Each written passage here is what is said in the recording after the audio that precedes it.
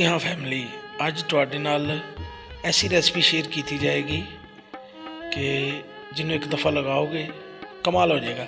दोस्तों, 2 चम्मच चिकन टिक्का मसाला लेना, 2 चम्मच मैदे दे लेने ने, 1 चम्मच जीरा पीसिया और 1 चम्मच सुक्का धनिया पीसिया, आधा चम्मच लाल मिर्च का और हसबे ज़रूरत चाइना नमक और हसबे ज़रूरत 1-2 चुटकियाँ जवैन दियाँ पानिया ने।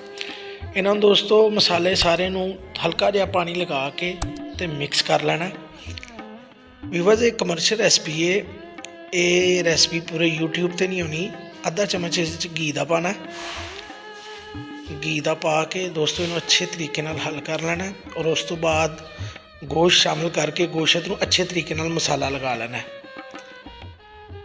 जिन्ने भी कमर्शियल ज़्यादा रेस्टोरेंट जिहड़े ने वो यही रेसिपी इस्तेमाल करते हैं।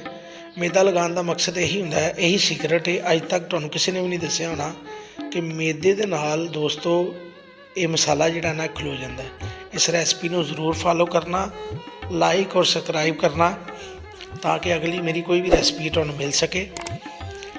दोस्तों इस तरीके नाल इहनूं तुसीं मसाला अच्छे तरीके नाल इहदे अंदर तक लगाना है, ठीक है, अंदर तक लगा के और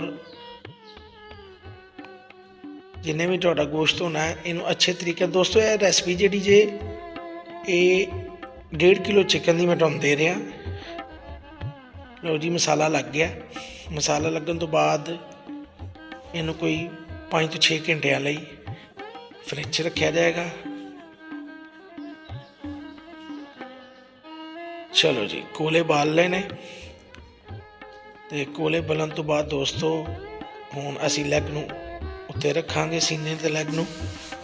लो दोस्तों, यदि हल्की अग दे उत्ते भुनाई करनी है और इस रेसिपी नूं जरूर एक दफ़ा लगाना है। इहदा मसाला बिल्कुल नहीं चढ़ेगा, अंदर तक मसाला जाएगा, मसाला बिल्कुल नहीं लथेगा कि जिस तरह मूँह दे विच मसाले तो बगैर बोटी आती है, इस तरह का कोई चक्कर नहीं है।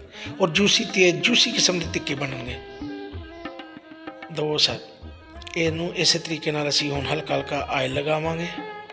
आयल लगाने तो बाद बिल्कुल हल्की अग ते इन्हां नूं भुनांगे और हल्का हल्का जिहड़ा वो आयल लगाना अंदर तक, जिहड़ा आयल जां घी जो भी तुसीं इस्तेमाल करो, हल्का हल्का इनू घी लगा के और इहदी भुनाई करनी। दोस्तों 15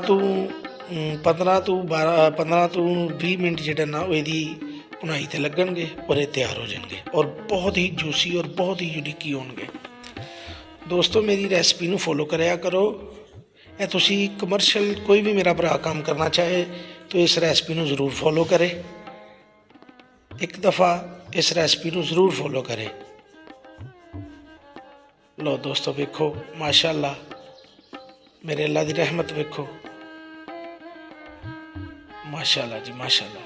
तो दोस्तों मेरी रेसिपी अगर पसंद आए तो लाइक तो फॉलो करना।